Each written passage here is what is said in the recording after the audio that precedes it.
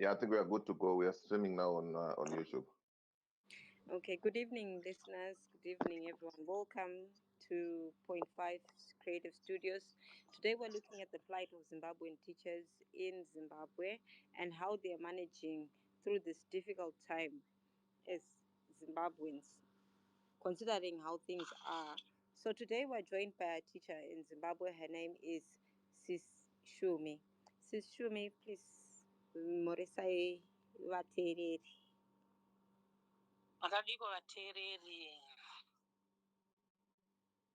Okay, Sis Shumi is part of the teachers community in Zimbabwe. Welcome, General Stole. We also have General Stole here. Welcome. Thank you so much. Thank you so much. Welcome all listeners. Thank you, Point Five Creative Studios, for the opportunity you are giving us. Okay, Sis Shumi, would like you to tell us about your life as a teacher. How you came to be a teacher, and what led you to be in the profession, and probably roughly how long you've been in the profession, and which grades or which form you teach, so that people can have a rough idea about who you are in the teaching profession. All right. I started teaching in 2001. I'm a primary school teacher. I trained as a teacher because most of my family members are teachers. My father was a teacher, a head. Most of my brothers and sisters are still teachers. And I'm currently teaching grade 5. Wow, that's right. Hello? No, I just want to say that's a critical time in primary education. Very true. So we are having problems with our low salaries. Teachers earn salaries that are far below the cost of living or below the poverty datum line. Salaries are not being reviewed. They are not being reviewed. So teachers are suffering that we are failing to pay for our rentals, to buy food, to pay for our children's school fees, and many more. There's poor working conditions, inadequate teaching materials, and overcrowded classrooms. Teacher-people ratio is not good. A class can hold about between 50 to 80 learners being taught by one teacher. So it compromises the passing of children. There is also lack of technology due to lack of electricity. We cannot use our computer labs because there won't be electricity. If you are lucky to have a lab, there's also this thing of political interference and intimidation. Teachers may face pressure or fear of victimization during election or strikes because we don't earn much. So we resort to industrial action, and we are not allowed to do that. A person can be dismissed or charged. And there is limited motivation in schools. This is due to lack of incentives, recognition, and support. During David Coulthard's time, 2009 to 2013, teachers were in a jovial mood because of incentives, and he would buy books for children in schools. There's also poor communication with authorities. Our grievances as teachers are often ignored or met with threats. Okay. Can you tell us about the salary? You say you've got low salaries in your schools. What amounts are we looking at as teachers? Between 200 and 250. We are getting between 200 and 250. And when I am renting, one room costs $100.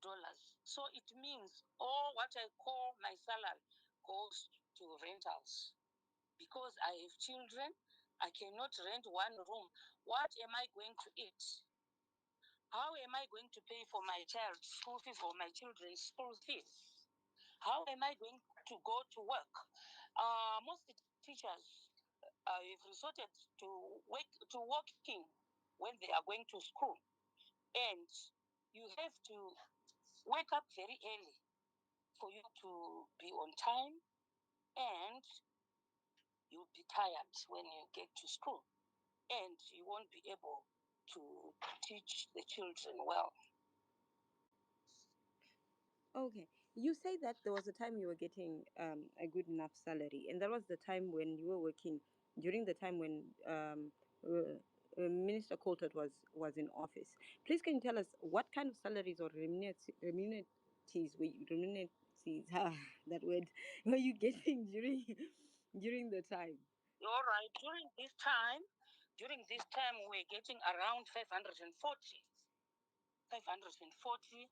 And we're also given incentives in the form of money again by our minister, the former Minister of Education. You mentioned something about the ratio of students to teacher. What is supposed to be the ratio of student to teacher right now? What is 1 is to 25. 1 is to 25. That's what you had been trained, that you're supposed to handle 25 students in a class. Yes. And but it's almost 4 classes. oh, that's very, very, very sad to hear.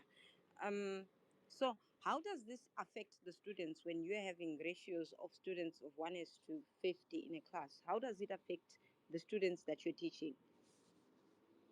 The pass rate is affected. It is compromised.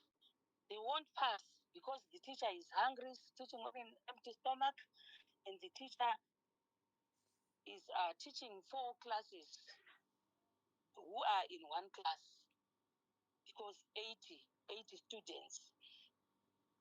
It's not good enough for a teacher, for one person. And how many books am I supposed to mark per day? Let's say I teach 4 subjects. I have to teach 80 times 4. Wow, that's a lot of 204. A lot of books, yes. That's why most teachers are just dying.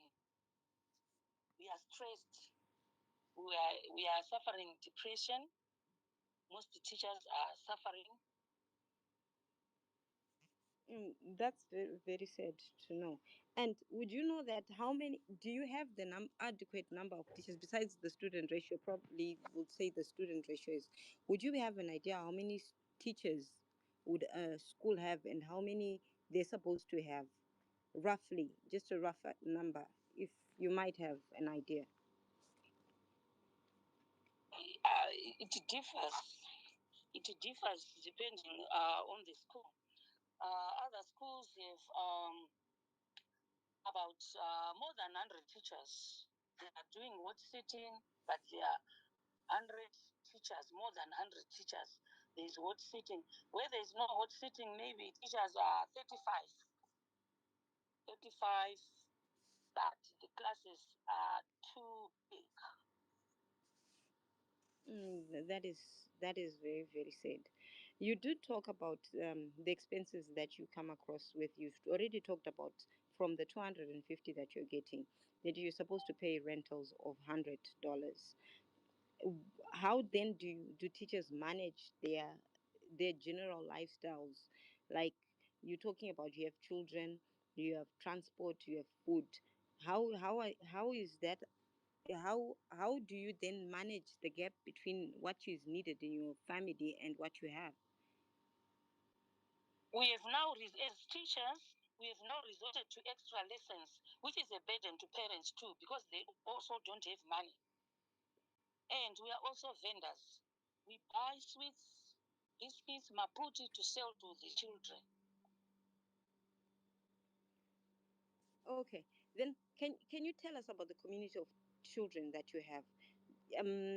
I want to find out, like, okay, the teachers are struggling, but are the children suffering the same problems? Are the children also suffering in the classroom? Do we have children who have financial challenges also from their homes? Because we can't really interview students and ask them about how they're managing. Most of the children are suffering because as a teacher, I'm supposed to inspect what they eat, and sometimes you see a person or a child on medication is having a packet of maputi or a packet of Zepnex only, or one slice of bread, or sometimes other children will come to you and say, I didn't carry any food with me in my lunch box. I don't have a lunch box today. And as a teacher, what you eat, that small you eat, you can give it to children, although it is not allowed because a child can get sick, but you will just help. That's very, very, very sad, and it's touching to hear that. We have learners also who are struggling in the school environment, not because of academic issues, but they're struggling because of their financial situation of their parents back home. Yes. Okay, then from your salaries, you did mention that you've got you did mention the US dollars. Do you have a zip salary coming along with the US? Yes, we have got a zip component. A zip component is 3,000. And if I go to the black market, because my children's fees is not adequate, if I want to get the dollar, I go to change it in the streets. I'll get $70, about $70 or less. So totally, you're getting about 300 US dollars, and still it's not enough. That is very. It's not enough. That's a very sad thing, and considering that most of us have gone through the hands of a teacher, and now we have the teachers struggling this day. Are there any other challenges? Like, what is your workers' union, the teachers' union, saying about all this? Yes, we've got a challenge, a big one. Why am I saying that? These union leaders, I think they are bribed or they are threatened. Because since 2017, nothing is materialized. They will just urge us to continue working whilst they are negotiating. So you're saying your workers' union has been negotiating from 2017 to date. They've been negotiating with the government for your salary increment. That's very true. And when we were about to open schools, our truth, the union which stands for rural teachers, threatened to strike. And our leaders said that it's their rituals. Whenever they want to open schools, they say that they want to go on industrial action. It's their rituals. But what we know is that they will go and teach the children. What makes the teachers move back when they have made a decision to strike? Because it must be something that you have decided that your finances are not working. Then what makes you come back? They are threatened. Teachers are threatened if they want to go for industrial action, or you are charged. What do you mean when you say you are charged? You are asked to pay a certain amount of money because you've broken the law. You want to go on industrial action. Oh my. So they'll still take some of the money that you're complaining that is not enough, and they'll penalize you for it for striking. That's very true. Would you have an idea how much these penalties will be ranging at? You can be asked to pay $100.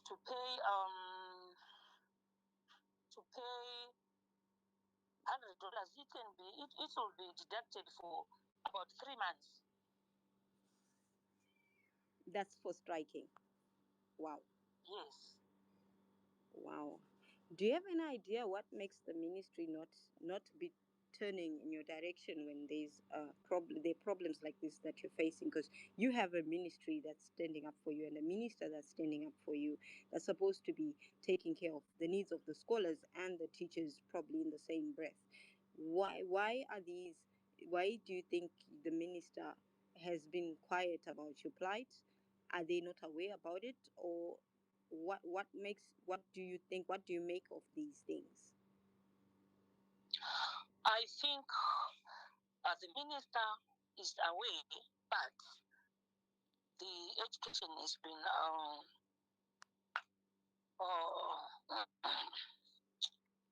captured. They no longer have any powers. Oh, this is very sad. I'm going to bring in General Stolle. General Stolle, you're the one who's bringing up all these social ills that are happening in our country. And I want to just take this time to just ask you to comment on the plight of teachers and what you have observed and what you think is the situation on the ground. Considering that we're hearing from a teacher who's based in Zimbabwe right now, telling us that they can't even survive from day 1 to 31 of the month. Thank you so much, co-host. Thank you so much, Point 5 Creative Studios. You know, I want to start by saying patriotism comes from understanding the things which are happening on the ground, and what we are actually fighting for here is to build a Zimbabwe which is able to serve its citizens. And I can tell you, if you have to understand one of the important people in the country which plays a crucial role into building a decent society is the civil servant. That is why we seem to be fighting too much for the civil servants, because we know that the direct employer of civil servants, you know, is the government itself. Yes, segmentized into the ministries in as much as we can see, but the boss of the people who are called the civil servants is the government itself. So we cannot actually expect the private sector to comply or respect the workers if the government itself does not respect on workers. Okay, what we have did, person, I told you that we are working right on the ground. We have got representatives on the ground, coordinators who are working on the ground, not to terrorize, but to actually understand what is happening so that we can establish a common agenda of raising a unified voice towards demanding a decent life for all Zimbabweans. You know, so our take over this, you will understand that from the nurses side, we are having the same scenario of complaints coming from the civil servants. Now is teachers. I can tell you, even if we go to the doctor's prison service and everywhere, people are not being treated fairly, and it is because of the state capture. But whom are we robbing as the people of Zimbabwe? We are robbing ourselves. So if now we don't have the avenues of grievance reception, then what direction are we taking as the Zimbabweans, you know, towards building the future? We have started with the nurses who are having the mandate on their shoulder to actually take care of the health of people who are living in Zimbabwe. Now we are having the teachers who are having the responsibility of laying the foundation of the people who are coming to actually take this country forward as the future generation. All of them affected. So obviously, this whole thing does not sit well with us, you know, as the people who are actually advocating for a decent life of Zimbabweans. We are much troubled, but the question is, why the very same thing which is happening to the people is not affecting our leaders? Are we heading on the same direction of building the country, or we are actually living in different countries? We are hearing a teacher getting equivalent of $200 plus $100 worth ziggy. You know, I can tell you now, the dog for Wikno Chivayo, it's almost 1,500 worth of grocer, you know, dog food, if it's not less. So how did we reach such a scenario where a human being is not being regarded worthy to live a decent life than an animal? What are we doing? Check on the cars which are being put in buying for people.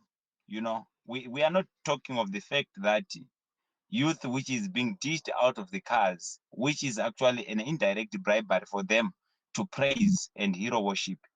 But what purpose does it serve to our people? While we are having a government which is incapacitated of giving at least 1,000 to the teachers who must actually play a crucial role of shaping a civilized generation tomorrow for them to actually take this country forward. So this only paints a picture, co-host, that this country, we are not serious over building a stable foundation of having Zimbabwe, which is going to be recognized as a nation to the generation which is coming. Because I always say a blessed leader must actually set a good precedence, you know, to the generation which comes after. You know? So this is where now we are saying the people of Zimbabwe, we have got a reason to fight. And we need to fight for our civil servants up until we reach a point that at least we have got civil servants which does not get less than 1,000 US dollar. You understand? So that as a nation we can start to carry a burden. The reason why our leaders does not care of industrializing our country to generate more money, it is because they have got no responsibility. Because paying the civil servants is the government's responsibility, and every sector must produce, you know. So we have got a reason to actually crush the effect of state capture. And this is our mission. We are not going to back off over this. If the representatives are speaking for themselves, let us go to factual checks to see if this is real. You will now come to realize the issues with the teachers and the issues with the nurses are the very same issues with the police, are the very same issues with the soldiers, prison service, and all these other people, you understand, who are the civil servants, which actually come to form part of the community of civil servants which are not happy. How are we going to have happy life for other citizens? So we need to recognize the problem which we are having, and we are going to make sure that we push the pressure until we bring our government into recognizing the problems which we are having in the country. Because once we go to say industrialize the country, they don't want to listen. They are so relaxed to sit there as the puppetry government working for saving the interest of the international forces, which is not going to work for the people of Zimbabwe. We are having a Chinese who is happy more than a Zimbabwean, you know, having a European citizen who is happy more than a Zimbabwean. How are we going to build a country which serves its citizen? Why and what is the reason behind of our leaders to be focused more into bringing happiness to the people whom they call investors, investing in their condition, while the country does not even have a functioning financial service, or even the economy, which has got a stable currency circulating to serve the domestic demands. So we really need to actually look into this.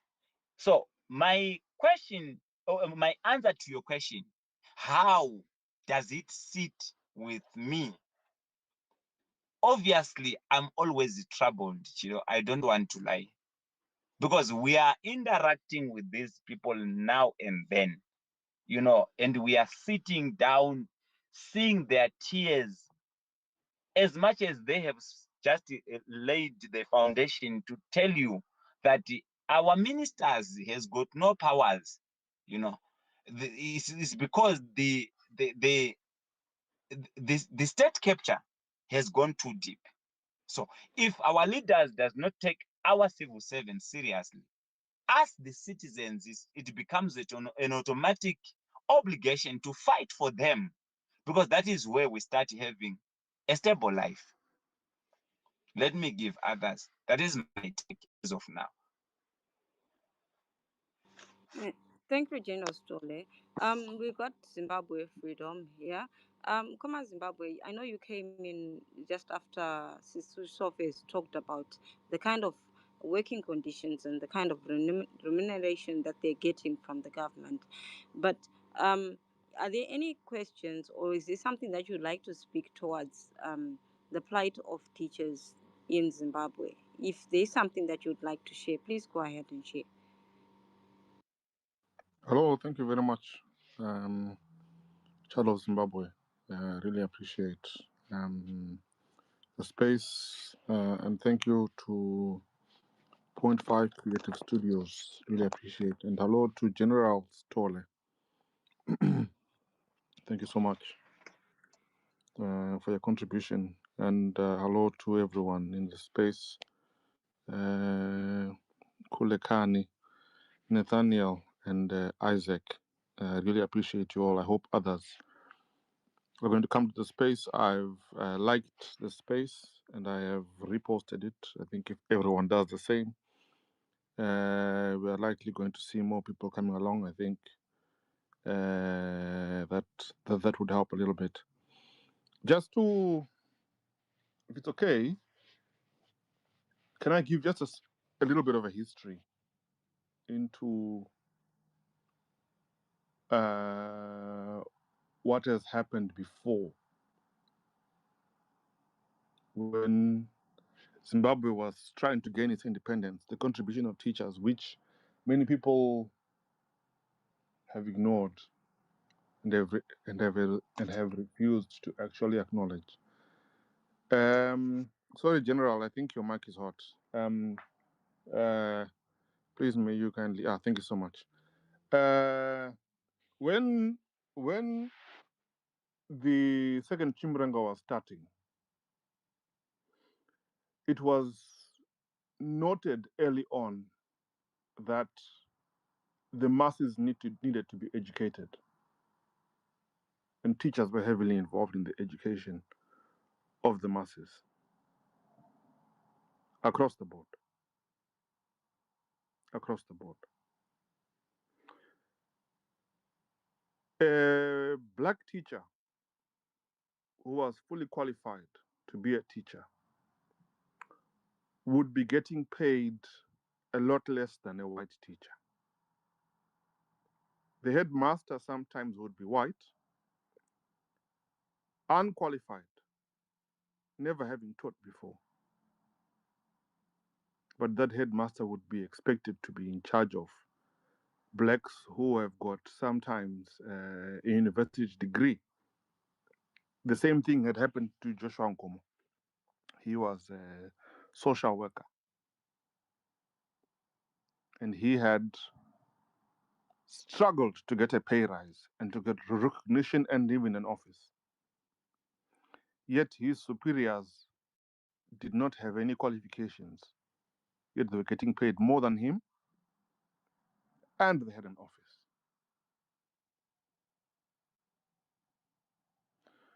Now, the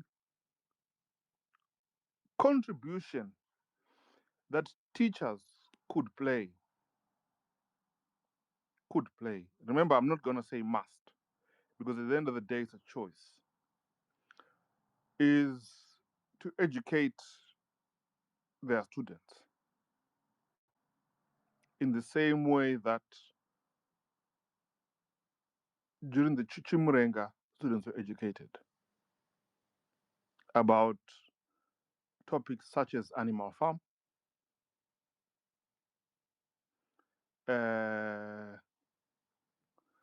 and other.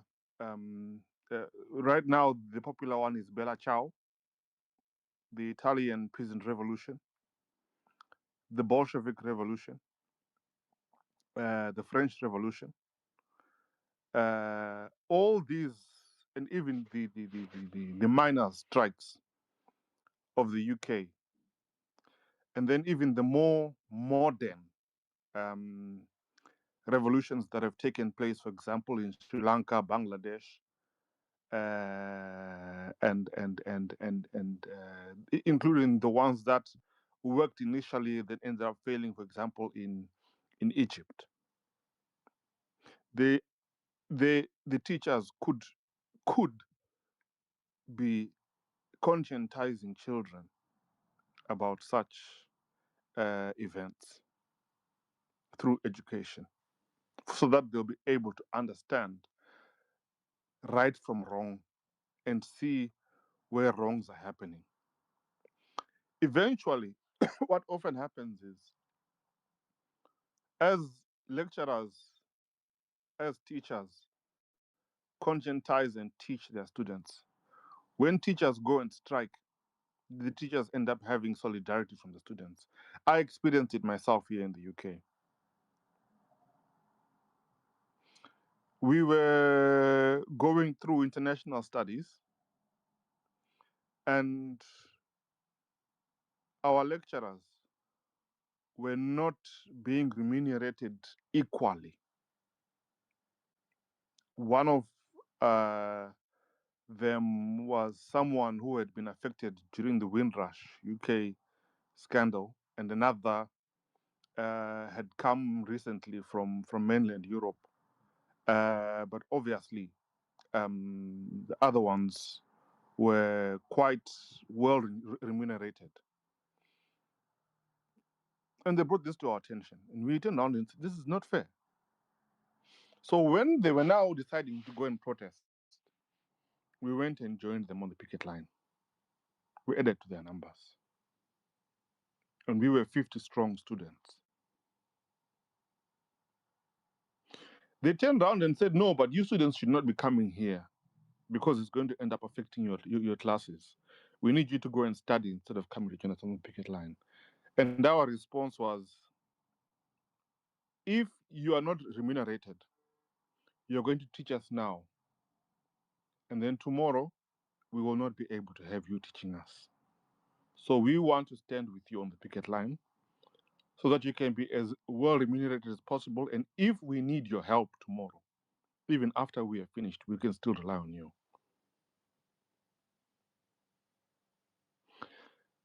And we also formed lifelong friendships with our lecturers and teachers. You see, I still have their phone numbers. They reach out to me sometimes. Sometimes I reach out to them. Sometimes I reach out to my peers. So it is teaching life skills. I know that there's a curriculum that should be taught, and the curriculum, it is quite full on. But I would like to believe that there will be times when the teacher can take the children on a journey. So you are teaching for 8 hours. Every 30 minutes, you've got to give about 5-10 minutes break to your lecture to your students. You could give them a 5-minute break by teaching them about something, and then say we're going to revisit it in in our next break.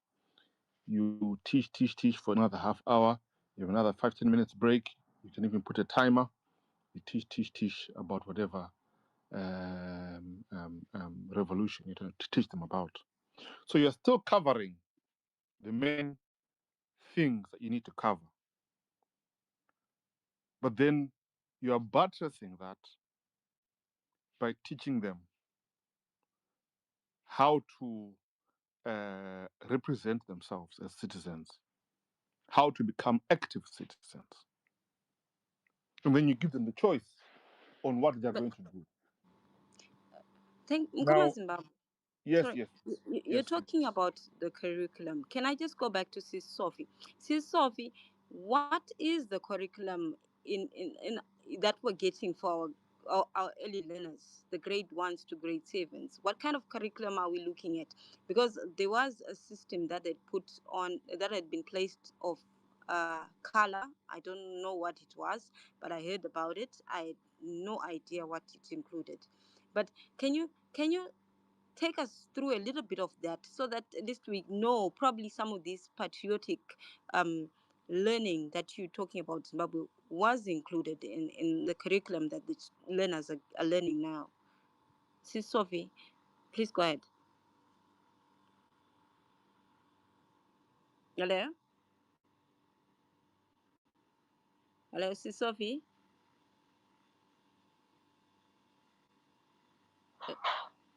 Hello. Oh, I was asking about the curriculum of the students from grade 1 to grade 7. How is it made up for the students? Is it adequate for the kind of post-life experience? Because some of these things are best learned very early in our lives. Does our Zimbabwean curriculum cover some of the needs of our students and the future citizens of Zimbabwe? Yes, they do cover, but it's a lot. It's now too harsh for the learners. They will just go to other countries and copy what they are doing there, but it does not apply here in Zimbabwe. Right now, they have discarded the color. They are now using the projects. Children, I think they did it for 2 years, and now they've switched on to projects. It's more or less the same, but can you say that an ECD child can do those projects on their own? They are supposed to do those projects on their own, but as teachers, we have seen that it's too much for those kids. They are still toddlers. They cannot do it. They cannot just go to other countries and copy and bring those things here. Our curriculum is loaded. We can't breathe. Even the learners can't breathe. The parents can't breathe. When you're saying project, what kind of projects are these learners learning about? Are they making probably paper planes or something? What are they doing? They just make some things, maybe, let's say in maths, they can make shapes. They can make solid shapes. They can make plane shapes. They can also make write-ups. I don't expect a grade 2 learner to make a write-up on refuse. How to Is it recycle? yes, how to recycle the refuse, or how to dump it, where to dump it. I don't expect that. Why? Why should we do that to those toddlers? And what will they benefit from that? But okay, We can just tell them that when there's litter around the school, you can pick it up and place it in a bin, refuse bin. okay, but okay, you just brought up something that's very interesting. I'm going to get back to you, Mkoma Zimbabwe, about these learners. You're saying that they're being taught about having the bin, but then in their communities, they've got trash all over the place. How do they then work with that ideology of learning how about refuse bins when in their homes they don't have that sanitation available from the government, from the councils?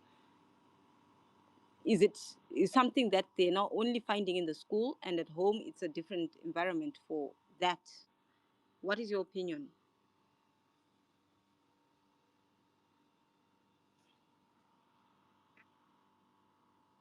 Hello, Sis Sophie.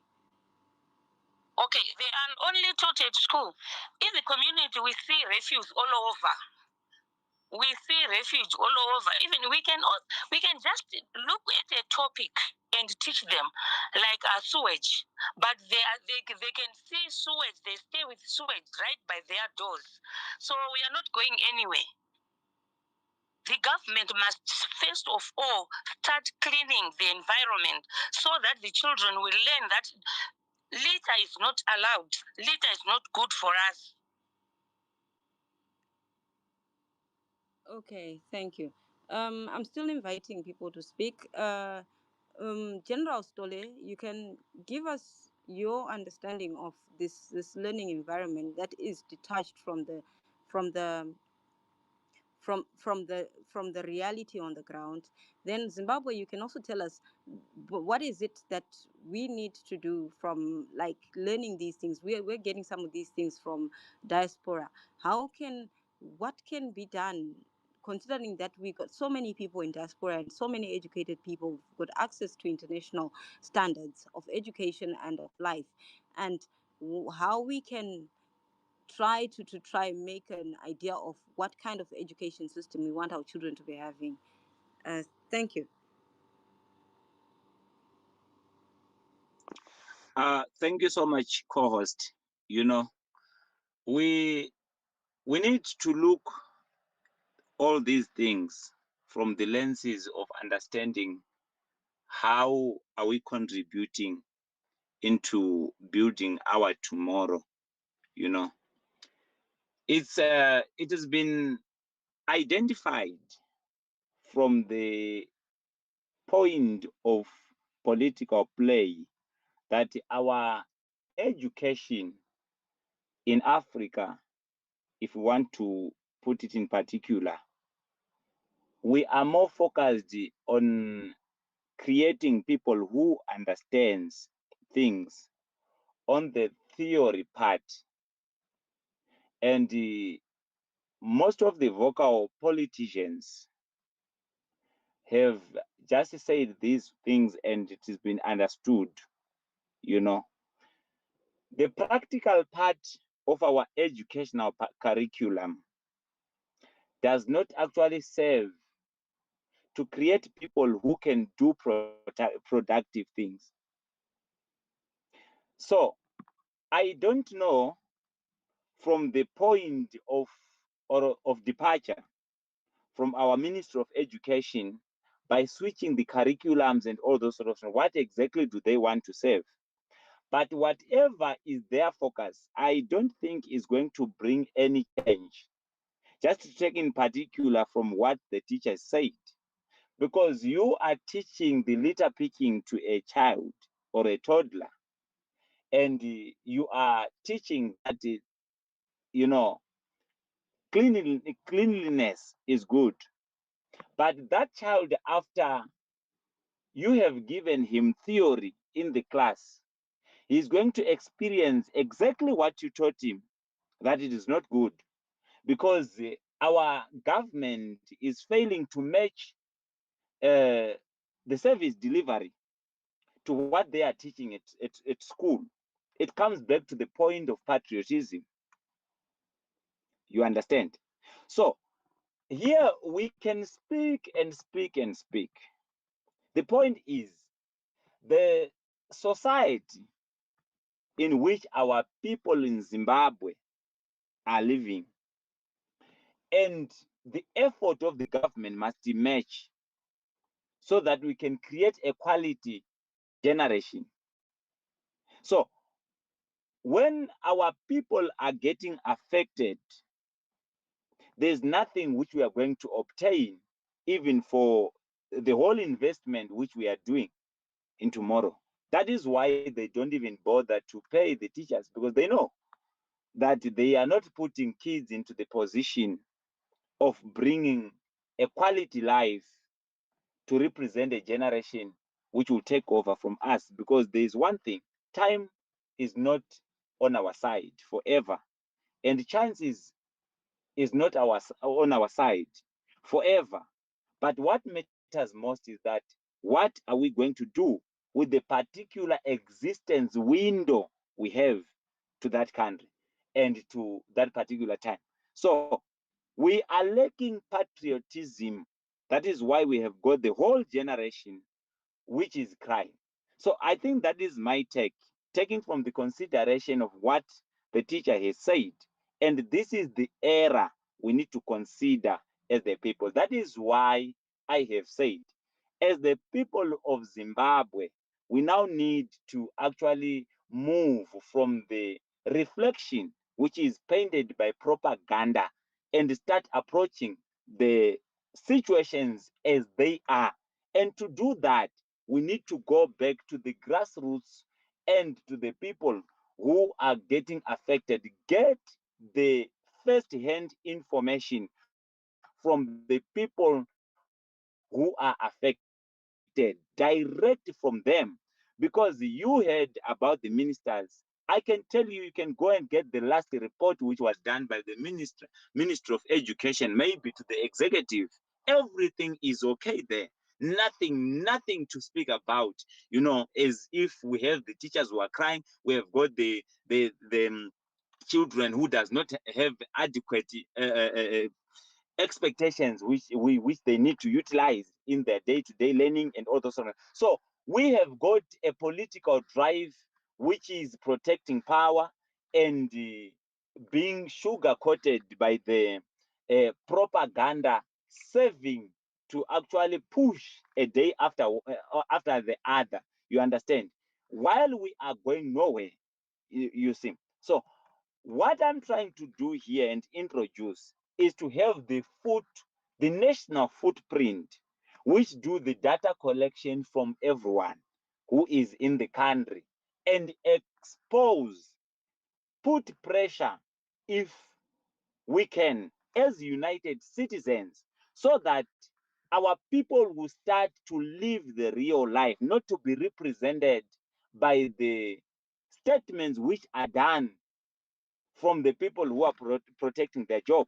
You know, this gap between the people who are in the higher offices and the people who are on the ground is what is causing the problems which is in the country, and also possibly becoming the very same foundational problems giving us the political confusions which we are having. So we are working to close that gap.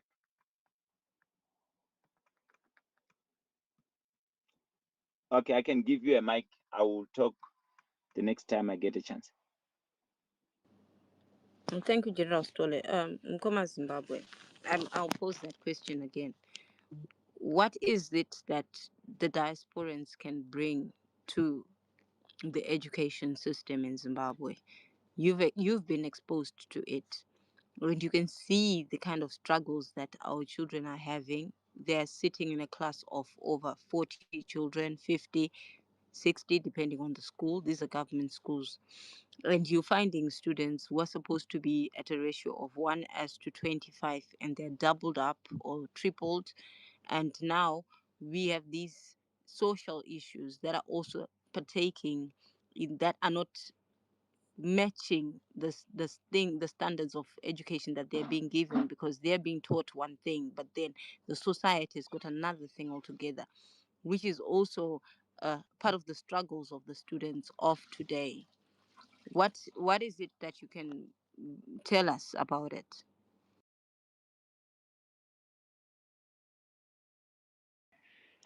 Okay. Uh, do you want to know the good things or the bad things? I don't know if at all we, we want to you are know from prepared. your opinion. We just want to hear your opinion. because Okay. I know you didn't have time to do a research on it, but we want to know your opinion because we got teachers who are struggling, and when the teachers struggle, the students also struggle. Okay. Okay. Look, thank you to Zimbabwean teachers. If it wasn't for you, I would not be here in terms of my education. I was educated from creche all the way to upper six. And when I started university, my lecturers loved me. I'm being honest. Absolutely loved me. And they are still very, very fond of me. Of course, you cannot be a nice student for all your lecturers. But it's also we learned kuti kudzidza hakuperi. So in my own person, I've written a couple of books and articles and stuff like that. But let me tell you what I have realized and why I speak the way I speak regarding teachers and students and students being taught certain subjects that would be extracurricular as well as the normal curriculum. Let me tell you why. The UK Parliament, the UK government, in both houses of Parliament, the upper and the lower house, the Commons and the Lords, on a number of occasions since the 90s, have been discussing their contributions to Zimbabwe's education system.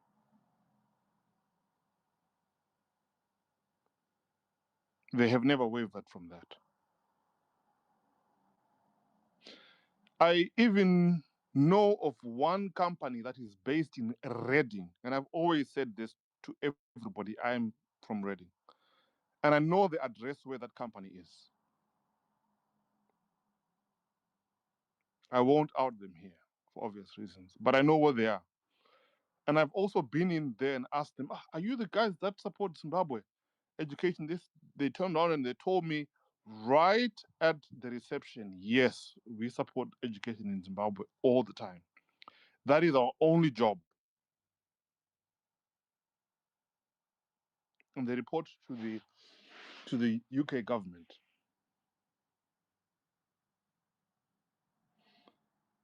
You would expect, if they are trying to help the Zimbabwean government to educate Zimbabweans, that part of that education will also involve teacher remuneration. So I'm trying to advise teachers here that part of the remuneration is not all remuneration for government teachers, even private school teachers as well, is from private pockets. Part of it comes from UK government. If you didn't know, go and check. Fact check me. Things that I say, fact check me. Come back to me. Tell me I'm wrong. I'm not. I'm not someone that doesn't like being corrected. Just type in UK Zimbabwe Development Partnership. Yeah. Or UK involvement in education in Zimbabwe. Type that in on your Google search and you will see for yourself. The UK has invested billions and billions over the years in Zimbabwe's education. One of the things that the UK teach is the importance of standing up for yourself, the importance of asking why, the importance of critical thinking, the importance of not just believing everything you see, the importance of wanting to take the theoretical things that you see into the practical.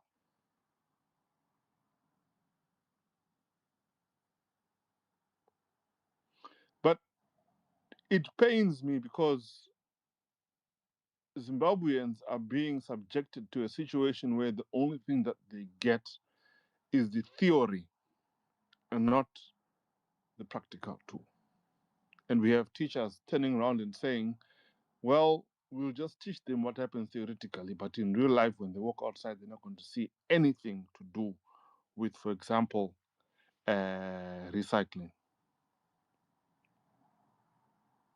It should be something that is practically taught so that Zimbabweans can be the ones that are going to be saying, we have taken our recycling and we have modeled this recycled whatever it is into this, which the rest of the world can learn from. And then you have world experts going to Zimbabwe to learn and investing more in Zimbabwean education. But where Zimbabweans don't take what they learn theoretically and putting it into practice, there's no point. They're not going to benefit anything. And we're not benefiting the country itself in the long run.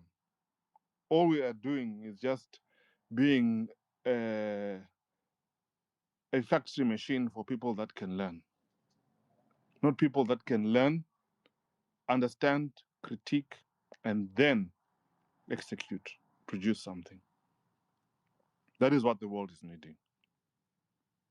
So I hope I've explained myself a little bit as to why I say what I say.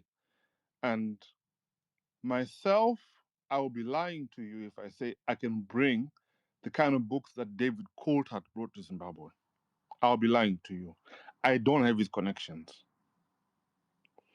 Back in the day, when we used to move containers to Zimbabwe, our empty space, we would say to those that had books, give us books, give us sports kits, give us equipment for hospitals that you would like to donate. And when we get to customs and excise, we are going to turn around and say, these are donations either for this school, for that charity organization, for that, and for that. Some customs officers, they would phone the school and say, come and collect your stuff. But make sure you've got your ID and prove that you are from that school or from that organization.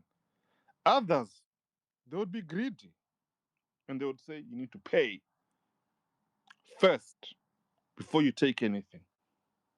And then if we had a well-wisher, that well-wisher would then say, let me pay for this charity to this school, whether it's books or whether it's going to a hospital or whatever it was, let me pay. Or even there's one time we had, I think it was about 500 kilos of clothes that were going to, and blankets that were going to Jairus Jiri. Somebody paid duty for that. Somebody paid duty.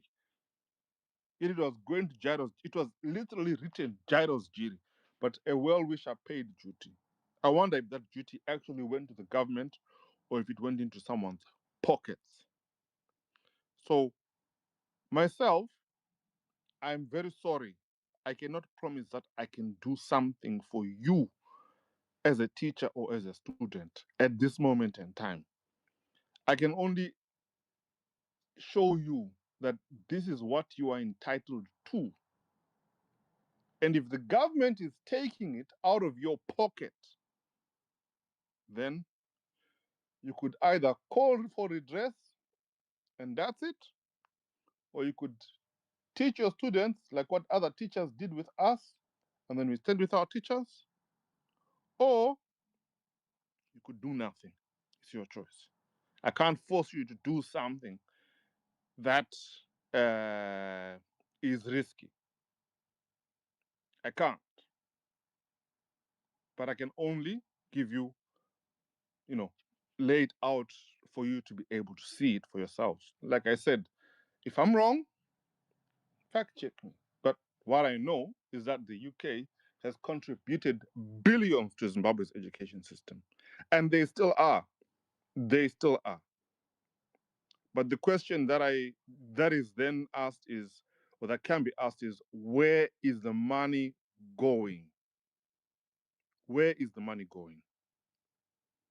Is all the money, are all the books ending up with the school children? Or are the books being donated and then after that being sold on the open market? Or is the money being diverted and then someone is getting a tender and then the tender is overinflated? What is going on? What is happening? I have to ask that question. It would be remiss if I don't. It would not be the correct thing to do if I don't ask that question. So I hope I've answered your question, child of Zimbabwe, and thank you very much to everyone. Thank you so much. Thank you. Thank you, Mkoma Zimbabwe. I'm trying to call up Sabuku Dobbs to come up because we need him to tell us about the rural schools, because we're talking about an urban school here that's having a teacher-student ratio of 1:50. Probably he can tell us according to his area of jurisdiction. Anyway, I want to go back to Sis Sophie. Sis Sophie, mam chitaura kuti students are being given books vachishare vari 3 per book, and this has been a difficult challenge. I want to also like talking about that. The what How is the government supplementing, like, for learners? We know that we used to get exercise books in the school, textbooks in the school. We used to get sports kits within the school environment, and we'll have trained sports teachers coming in for the extracurricular activities. Is that still found in our schools today, or it's something that no longer exists? Are we still having environments that are conducive for the learners, usually considering the extracurricular activities? It's now a thing of the past. Learners are not sharing a book, not 3 learners per book, but 5 or 10 learners per book. Because when the parents fail to pay for their children's fees, the government does not allow the admin to send the children home. They are not allowing the admin to send the children back home to collect fees. It will be an offense to send back a child home because of non-payment of fees. So the admin is nothing to do but to use that little money that they have to purchase about 15 books. So they won't last. Those books won't last because they are being shared among many children. Sporting kits, the school can purchase or the children can purchase on their own, especially when they are playing rugby. No, not rugby. Sporting activities like tennis and hockey. They can buy their own hockey sticks and tennis rackets.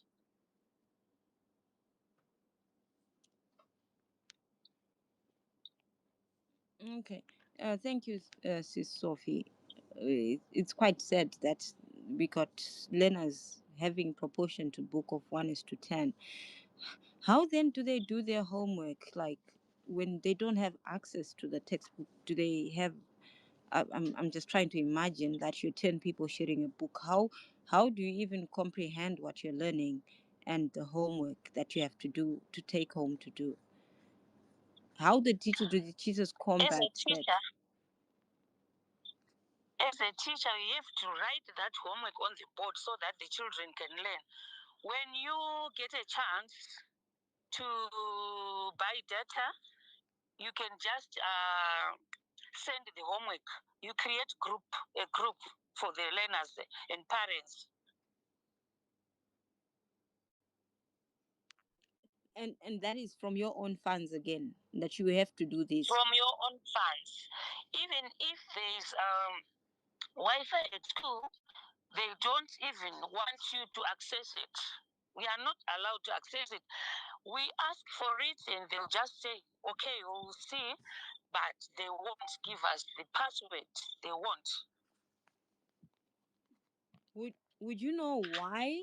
Because it doesn't make sense that you, the teacher, have no access to this Wi-Fi that's needed by the students to learn. I don't even know the reasons. I'm also perplexed. So this drive that we have that Wi-Fi is going to be in the schools is really not going to be helping the teachers. What of the learners? Do they have access to this Wi-Fi, or it's restricted to administrative Wi-Fi? Administrative Wi-Fi only. They are the ones who benefit, not learners and teachers. Wow. I wasn't expecting that. We've been hearing about Wi-Fi being put in the schools, and I was thinking that it's good because the students can get a chance to research. The teachers can do a lot of research for what they're going to teach and everything. But then now that these are not accessible to the teachers, it gets crazy when I start thinking about it. It gets crazy when I start thinking about it. Okay, I want okay, I want to go back to the books. You talked about the textbooks. What of the exercise books? Who is supplying those exercise books? The teachers, the school, or the students?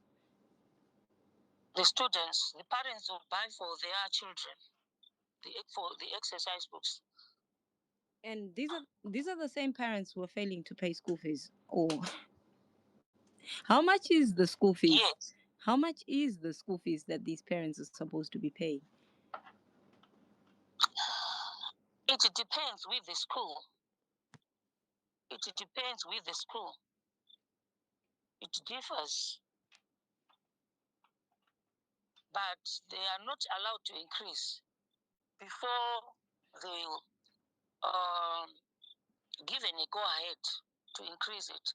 So, but it's very little. The school fees is very little. Can you give us roughly? Compared to how much books are costing these days, because one textbook is going for about $15. So if a child pays $75, between $75 and $100, it becomes a problem. But not all schools charge the same fees amount, the same amount.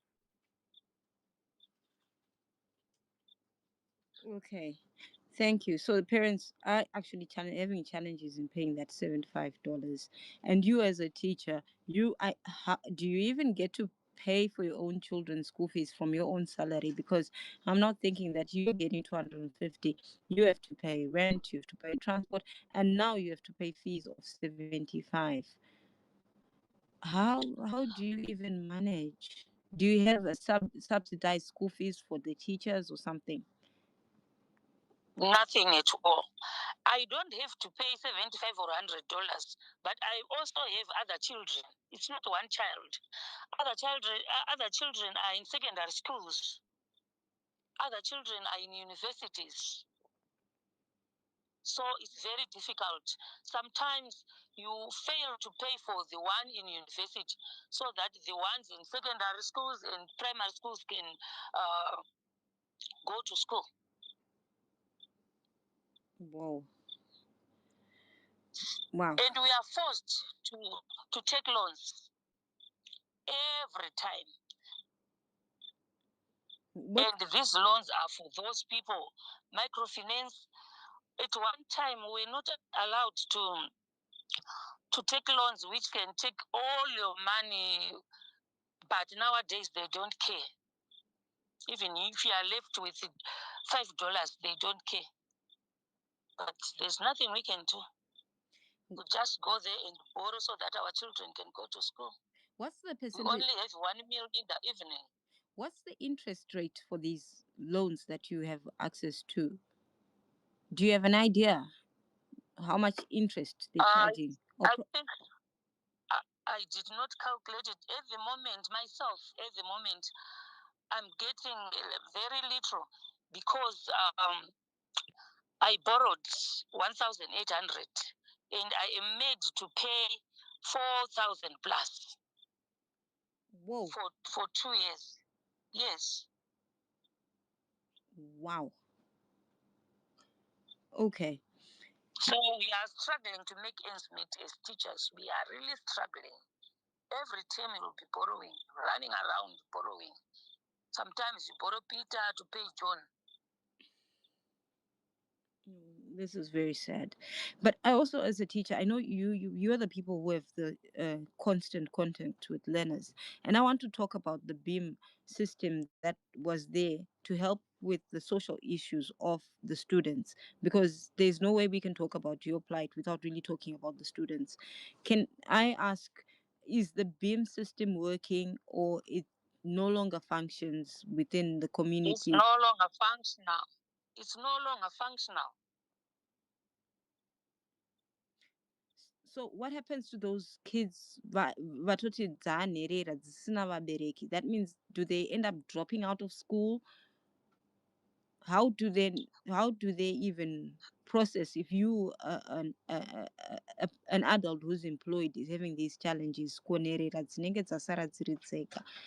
Do you have cases of them dropping out of school or something like that? Some of them drop out of school, but some, the relatives will put their monies together to pay the fees. Okay. And lastly, I think one of the most important things, one of the things that I'm really passionate about is the girl child. How is all this affecting the girl child according to you?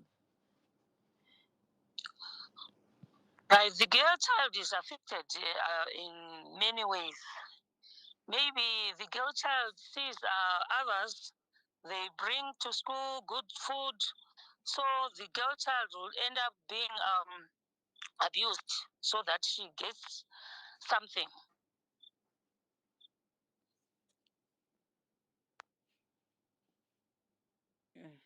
It must be very difficult to be a teacher in this time in Zimbabwe. I'm sure of that.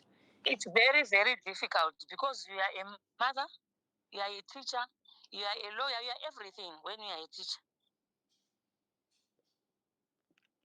And our future really depends on you continuously going to work, even though things are difficult for you. Is there any message that you would like to share with our progressive citizens, or anyone who's willing to listen, about your plight, or what you'd like them to really consider when they do start doing their petitions or anything? Would you like them to consider something in that is very passionate to you, especially as a teacher in Zimbabwe? Okay, I don't think any petitions can solve our problems at the moment because they are falling on deaf ears. What I only want teachers to do is to unite and engage in industrial action. If we all agree and we stay at home, I think that will assist us, that will solve our problems. But teachers are not united. Long back we used to be united.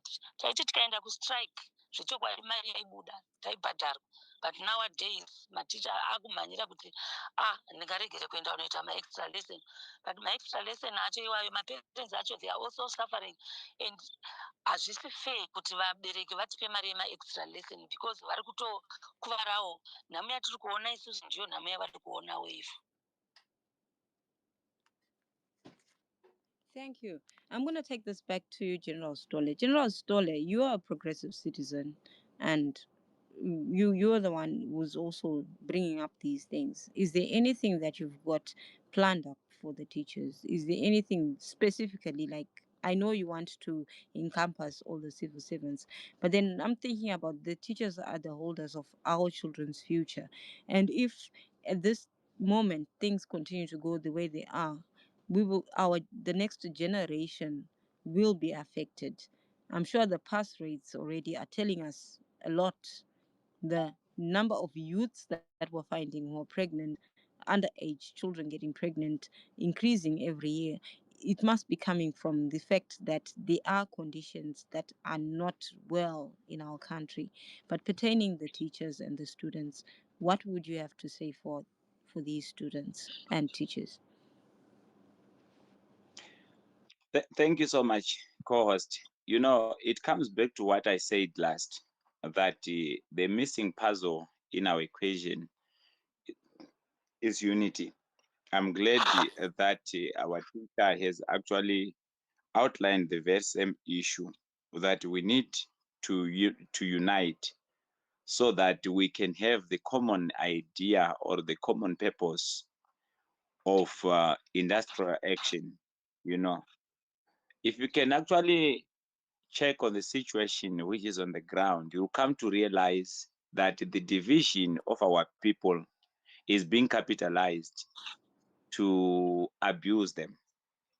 So my issue now, which I will have to raise and conscientize our teachers, is that we have got two groups in the country. The groups of people living in different state of lives. The only advice which is there is for them to share the problems which they are facing with the kids. There must be a marriage between the learners, the parents of learners, and the teachers, you know, so that it we can go now back to what Zimbabwe has said, the Zimbabwe freedom.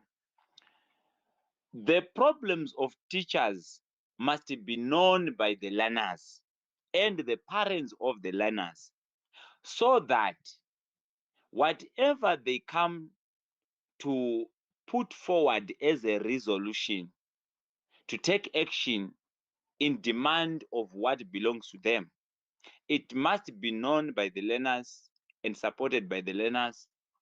It must be known by the parents and supported by the parents. By the way, it is going now to create one unified community which is fighting for one common objective.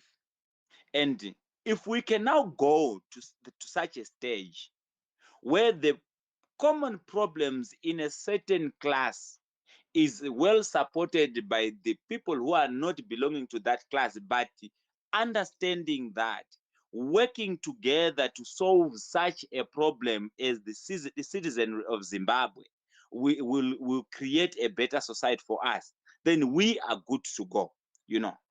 That is why when we are on this side where we are pushing the revolution, we are saying, let us unite the citizens of Zimbabwe and speak about the problems which are affecting our people as signal number 2, so that we can now unlock a signal which is going to give us a common agenda of defending our national resources. When we are talking of the national resources, people run to think that we are speaking of the gold, we are speaking of the minerals.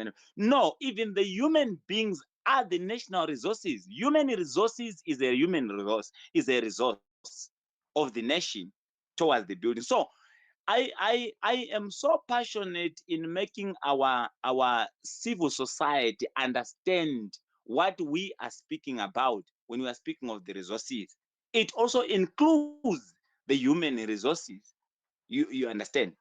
Unfortunately, unity needs to be preached.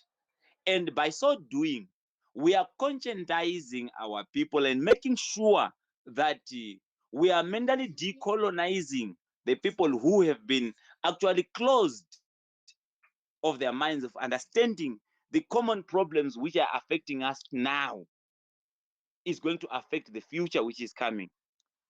So I want to send a message to the teachers that as much as you are having the common problems as teachers, is the very same problems which are affecting the nurses, the soldiers, the police, or even the people who are in intelligence, they are getting affected of all this. But now, where does it point us to go? It is pointing us to go in a position to actually understand that the whole set of problems affecting us is compromising the tomorrow of our children. You understand? Then it is going to open the eyes of the people who are blinkered to see the benefits which they are having today. Because any person who is sent into the streets to go and beat a person who is opposing the current state of affairs is doing it looking at the benefit which is going to get today and the food he's going to eat tomorrow.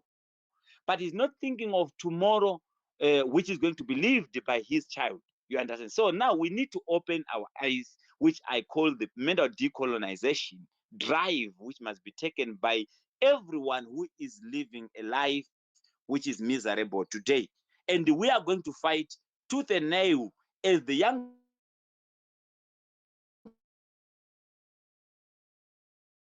generation is also people who understands. That is why we are having the national footprint of coordinators who are going to these people who are affected and understanding what is going there. And this is one of the measure which is being taken in our bid to be patriotic and making sure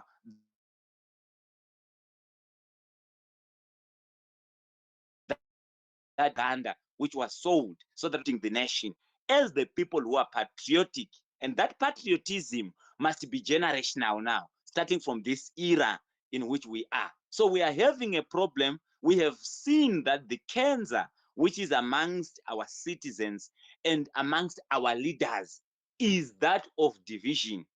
The one who is benefiting today strives to conceal the problems which our people are getting, and the one who is benefiting today will strive to trade upon the people who are suffering today and making sure they conceal the truth so that it won't come out to the public. You understand? And this must come to an end. The reason why we are having such a problem, it is because we are having a government which is actually sitting and trying to protect power instead of protecting future. Therefore, they are not in a position to embrace the reality on the ground. So we are unmasking the reality on the ground. You can't have a teacher with 3 children who are going to school, 2 of them in primary, paying $75, and the other one is in secondary school. Perhaps the other one is in university, but the monthly salary of that teacher cannot cover the school fees for all the 3 people, the 3 children which are going to school. But that person is working for the government. It's not fair.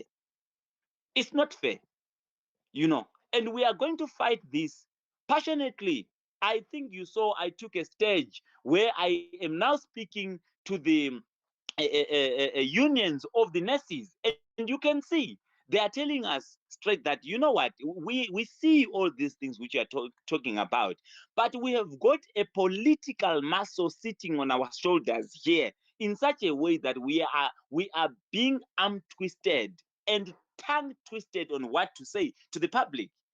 It's a real cause in which we have to fight as the nation, and we are not going to be silenced, and we are not going to be intimidated over this. We are the children of Zimbabwe. We are going to fight for Zimbabwe because Zimbabwe belongs to us, and that is what we believe. We are not going to shift our change over that. The data collection and understanding of the real situation on the ground through the coordinators will always go. It has started. It is not going to die. This is what I can say. Thank you so much, General Stole. Sabuk Dobbs, I've been trying to aid you, and I saw you had come on the speakers before. Please, may you come back? We really want to hear you, Sabuk, speaking. And anyone else who really wants to talk or have a conversation with the teacher that we have right now, if you've got questions that you think have not been asked that you'd like to ask, please take the mic so that we can have a conversation with our teacher here. Then, Zimbabwe, you're a progressive citizen. what is it that you want to advise of your fellow progressive citizens, especially in line with all these things, the plight of our civil servants, the teachers? Please tell us, what is it that you want to share with other progressive citizens in diaspora in Zimbabwe?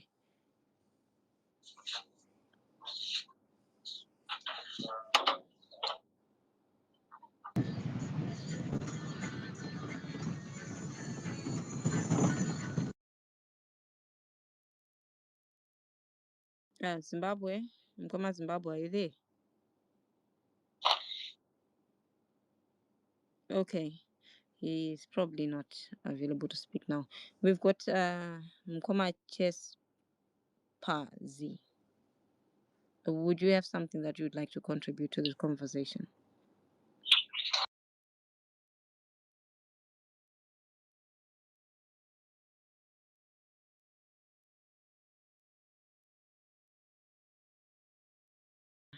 Oh, sorry, he is also dropped.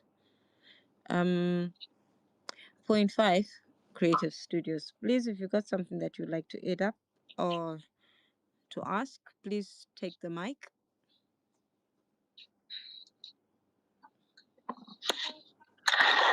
No, I don't have anything to add up at the moment. Yeah.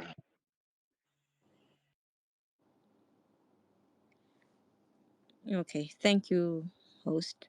Sabuku Dobbs, Murwaridzi wedunhu in Zimbabwe. Can you give us your contribution to the plight of our teachers? What have you seen on the ground? We can't separate the plight of the teachers and the plight of the children, because in most cases, if the teacher suffers, the kids are the ones who are going to suffer.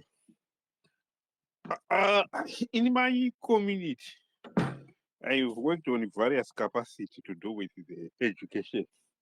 The biggest problem we understand why teachers are not happy. It's not only the salary, but the living conditions, as well as the working condition, where they are subjected to the politics of the day, and at times being forced to contribute for political events, which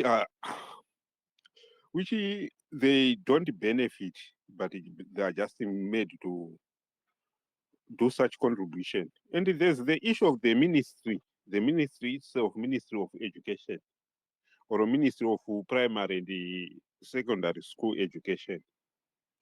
It's not protecting the teachers. We would find out to say nowadays is the MP who have more to say about the teachers rather than the minister and the ministry. Because the ministry was there, but we used to have those district education officers and so forth. They're the ones who were responsible for education before, but now it has changed to say, you to see the minister, the VDCO chairperson being involved in education. It's not their mandate. You to see the sub-book being involved in education.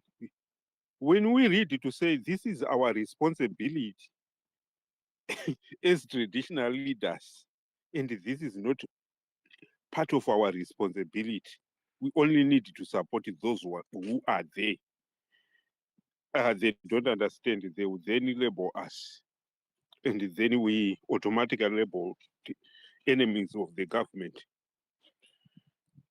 That is where the biggest problem is. But going back to one of the things which are also destabilize education in Zimbabwe, it's the issue of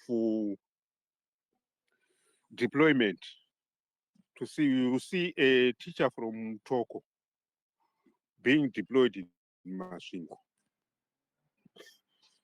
The way how they speak in those ones, and even to teach ECD. And then there's a conflict.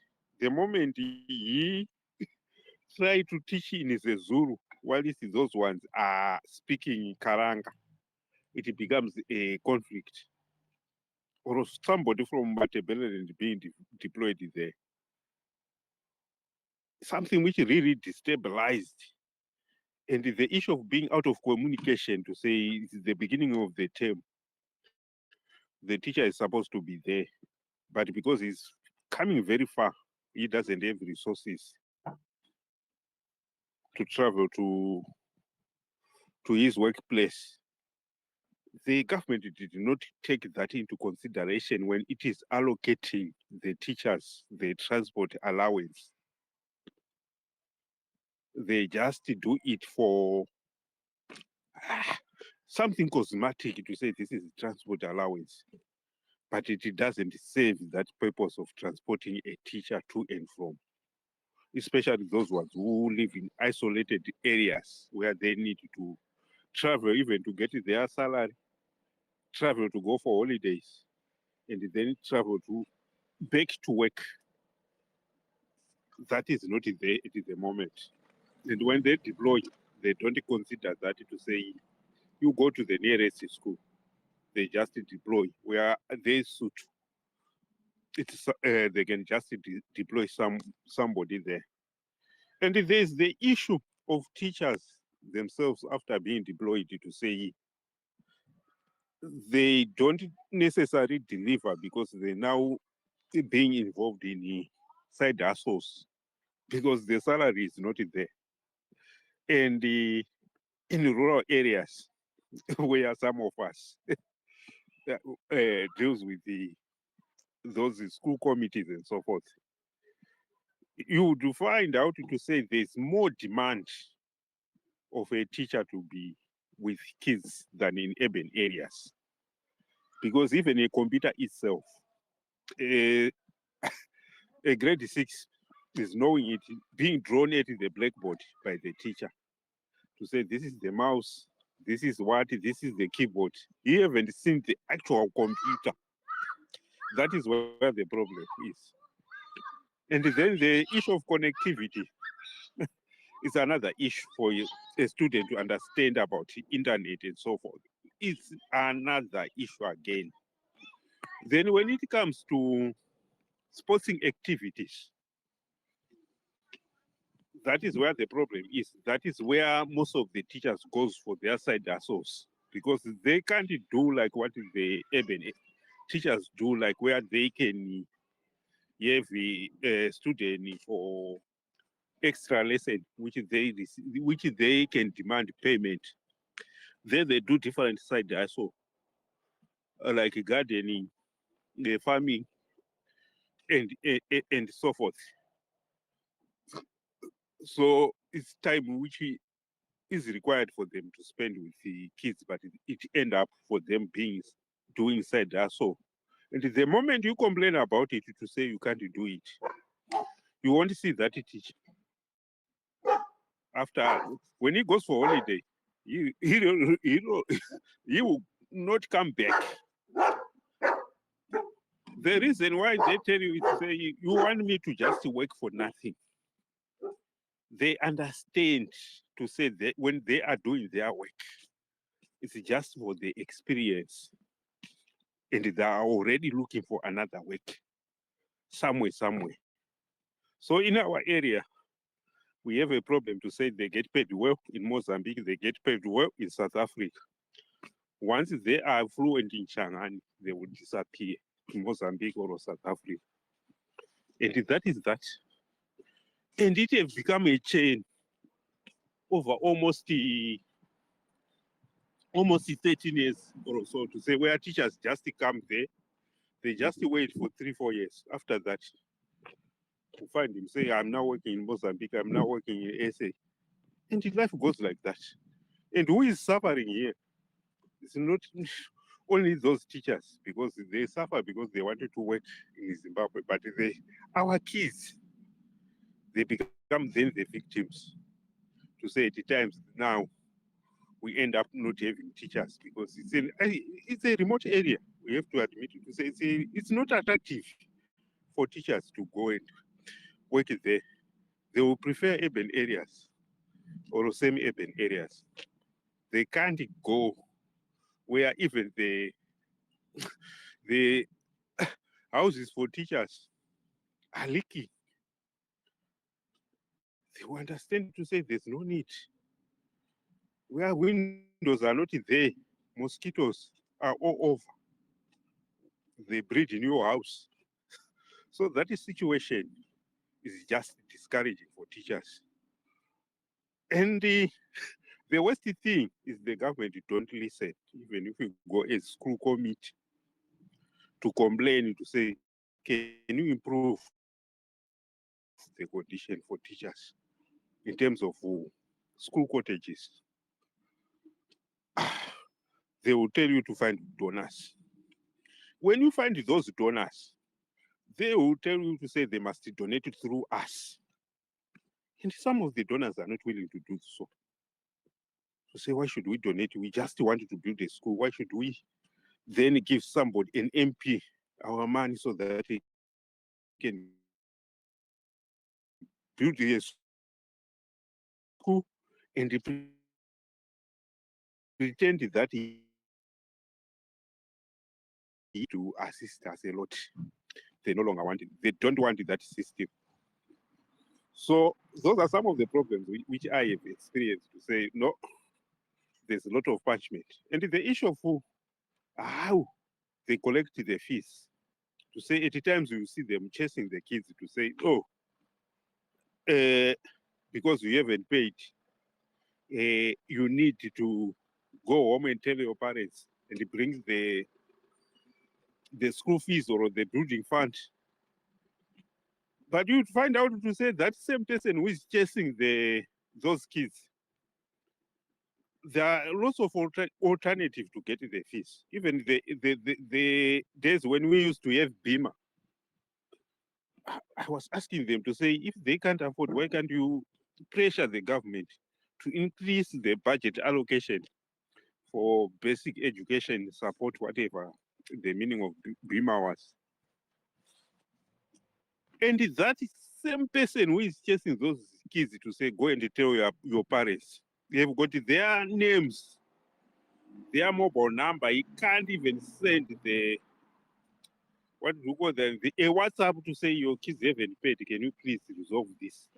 He prefer to destabilize the education of that small child. That is the biggest problem, which at times I don't understand how people operate. The moment you complain to say you shouldn't do that, you are the one then who are being labeled as an enemy. And then even if you yourself wanted to donate it to the school, they no longer wanted that. To say you can just donate it straight. There are some of the things which you can donate, like old shoes, footballs, football kits. We used to donate them. And I used to use other people whom I'm connected with. The other one with a handle called freelance is one of them whom I've used to say, can you help me to find old clothes because we needed them for our kids. But of recently, when he have them, the duty he was charged. He just phoned me to say, can you assist? But this is my last, because he was also harassed to say, why are you donating direct? And where those clothes were destined, they were almost saying, the MP of that area was almost saying, no, I don't want those things to be donated in my area. So it becomes a problem again to say, how best people can help, because that freelance is in diaspora. So even if that question which have been asked to say, how can the diaspora help, it becomes a problem again. Because I was having somebody whom I was very reliable, who could get things which are new, things which are second hand, and even books, textbooks. And at one time, to another high school, he donated sewing machine, and they were on the verge of closing the subject of fashion and fabrics, but he resuscitated it. But then, instead of appreciating him, the MP now is now harassing him to say, no, I don't want anybody who just come in my constituency to donate. Fortunate enough, the guy didn't learn in that constituency. Originally, he's not originally from there, but a mom was working there, and he did his education there, and he did his part of job training there when he was training in various jobs. So he felt in love with the community, with the area, and goes on to say up to now he is still donating there. But now, because of the obstacle which are being thrown by the political elite, he can no longer donate anything. So those are some of the problems to say. At the times, some of the things we are just surrendering and making our children hopeless. Because even if you go to high schools now, ask any, and you try to ask children there to say, after your high school, what do you want to do? There's no specific answer for those people to say what really does he want to do. And you can't guide him to do certain careers because they don't understand them whether they are going to find work or benefit from those careers. So those are, especially those ones, it disturbed me a lot to say, even if you try to discuss about a career with children from that area, they don't understand them and they don't see if there's any other career for them to do.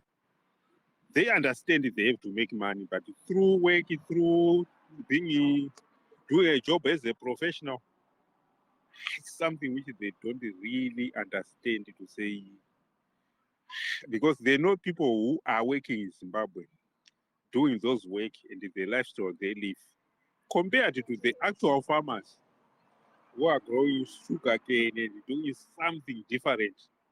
They see those ones who are the farmers and so forth, they have better life than those ones who are professional. So the whole problem might be goes only to the government to say there's a lot the government needs to do, especially in terms of resuscitating economy.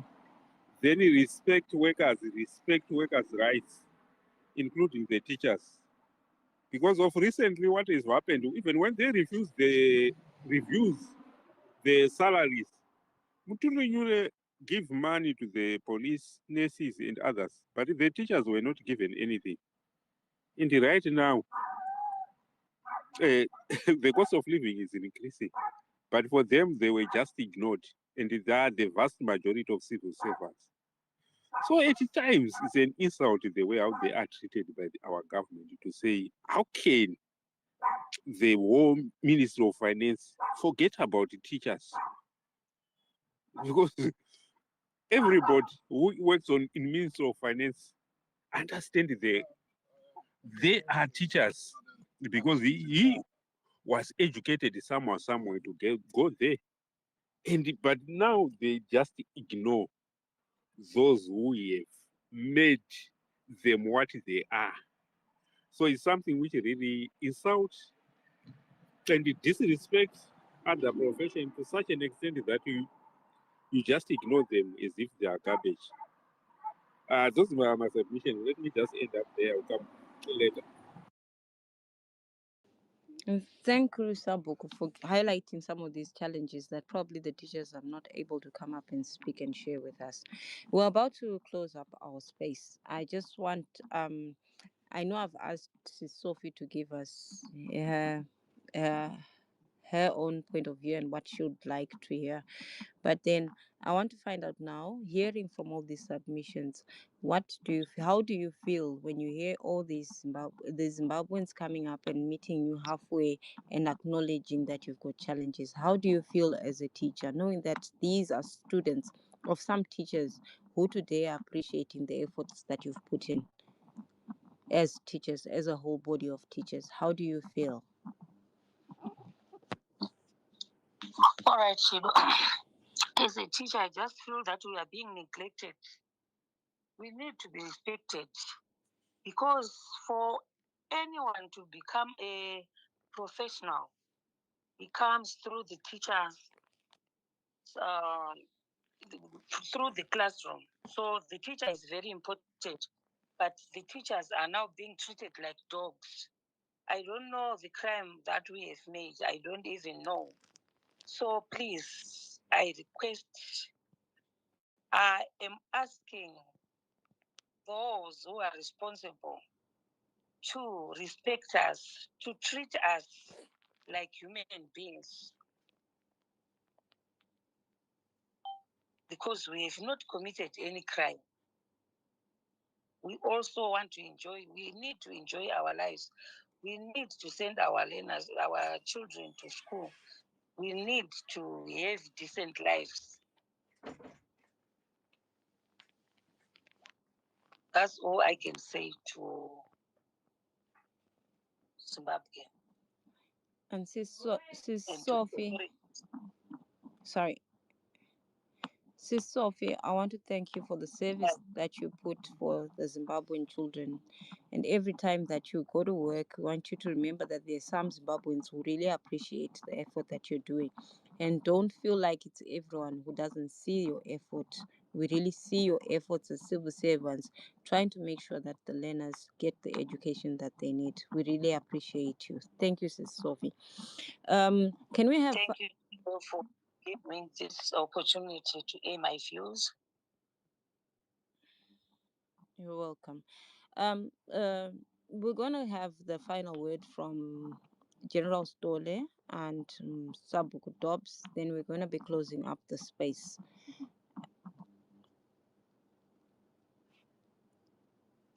Thank you so much, co-host. Thank you so much, everyone on the panel. What I want to actually give as the final remarks to the teachers in particular is that do not lose your spirit of patriotism. You are not actually doing this for yourself, but you are also doing it for your generation. We don't have any other country than the country of Zimbabwe. The soil of Zimbabwe is going to service you. It is going to service even your generation, which comes after you.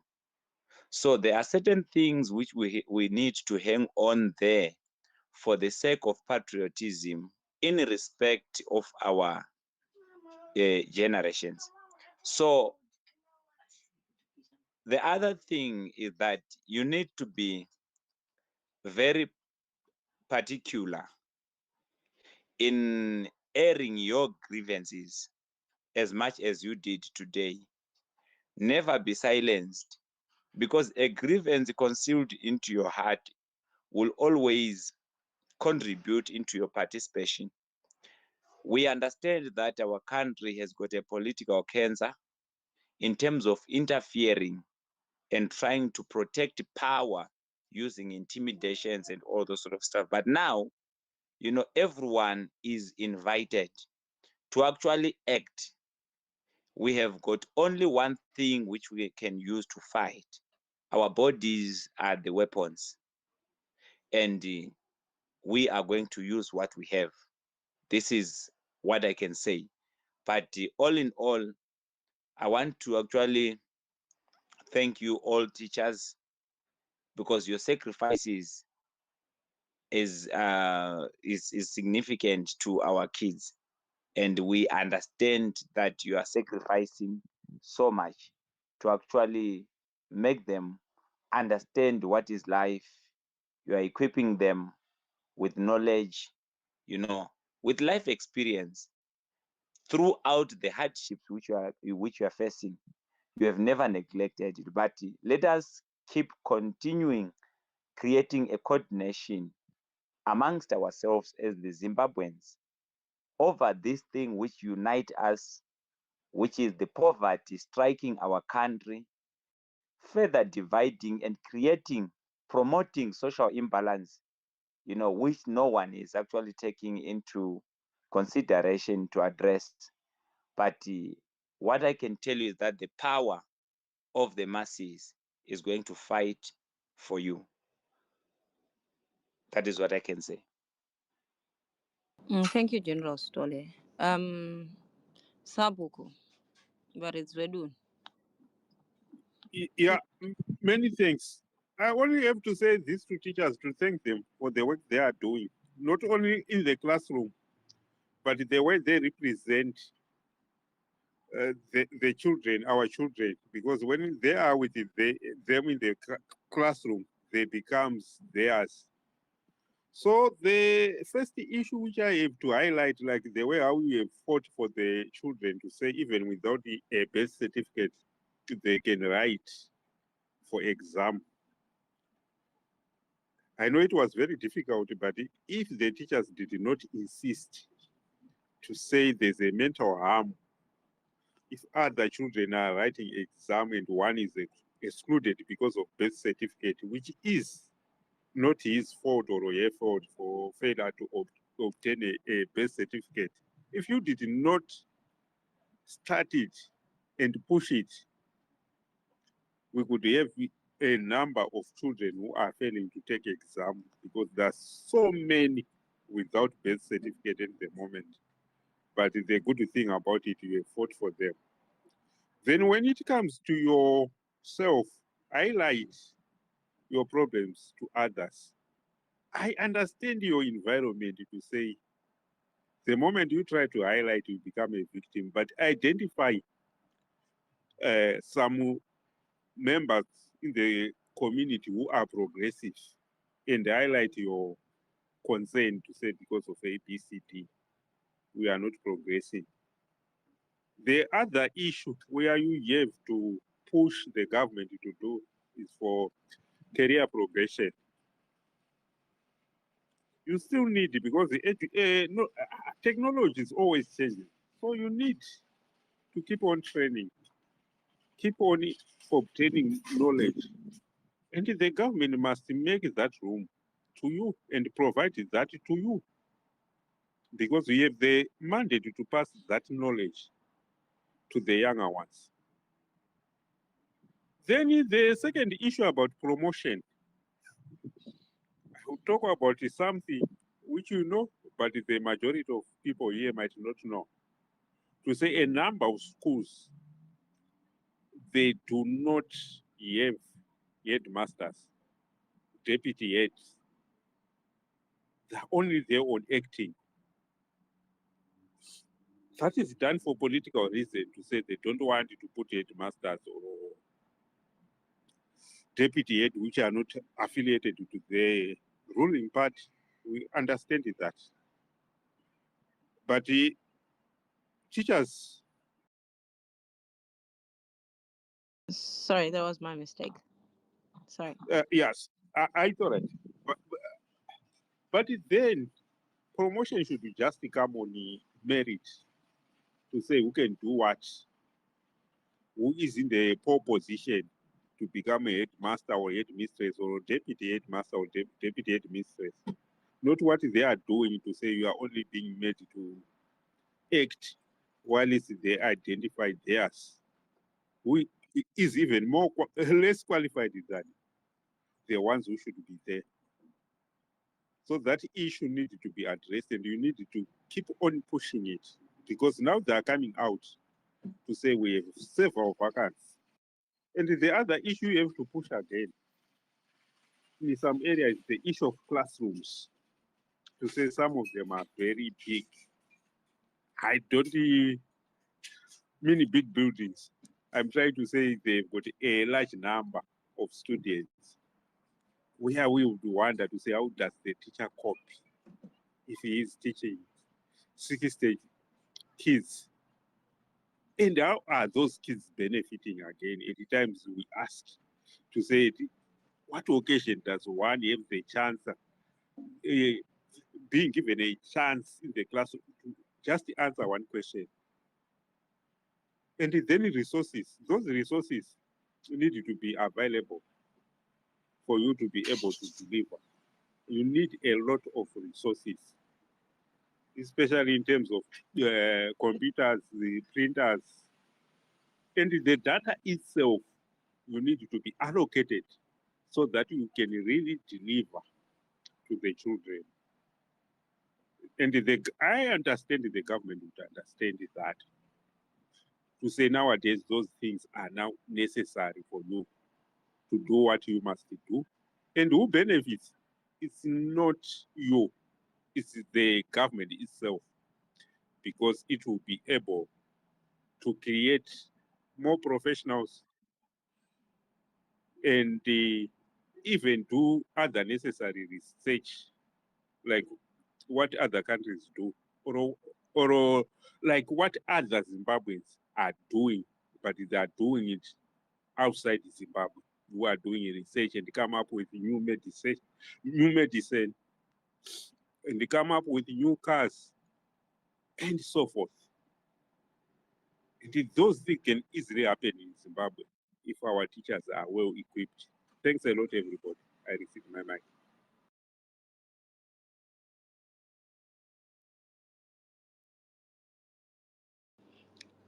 Thank you. I don't know if Mkoma Zimbabwe is still here, but he said he's only going to be listening. I just want to thank everyone. Point 5, if you got any closing remarks. DJ Holly.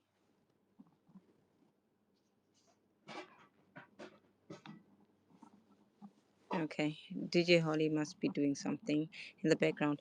But I want to thank everyone who participated. I want to thank our guest, Sister Sophie, who came out and poured out her heart to us. And I want to thank everyone who was here listening and engaging with her. It means a lot that we're here to hear her story so that we can know what is it that they're going through as teachers on the ground in Zimbabwe. I really appreciate each and every one of you and the speakers and everyone who's putting an effort to put a spotlight on the plight of our civil servants, each and every one of them. Point 5, DJ Holly, closing remarks.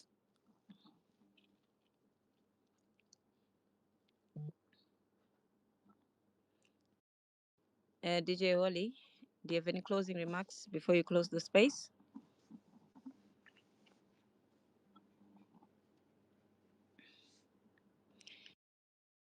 Not yet confirmed, but we're hoping to be having a space with some ZINASU students from the universities in Zimbabwe.